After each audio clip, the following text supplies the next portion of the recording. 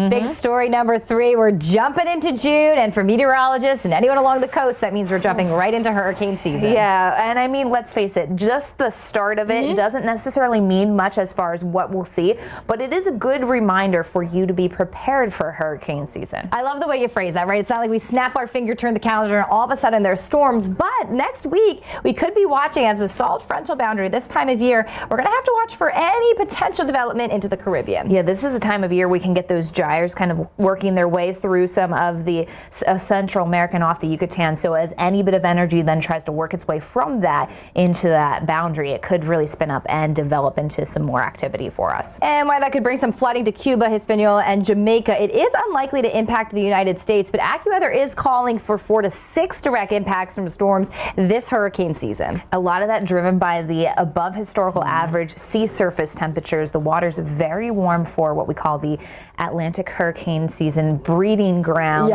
zones, I guess, where those cyclones typically are born and start to develop. And that's why we think it's going to be a supercharged season. We're calling for 20 to 25 named storms, 8 to 12 of those being hurricanes. Of those 8 to 12, 4 to 7 being major hurricanes. That is Category 3 or higher, so winds of 111 miles per hour or greater. This is not a panic. This is get prepared for the upcoming season. Yeah, and obviously with more, there's a little bit more likeliness of having some of those impact land.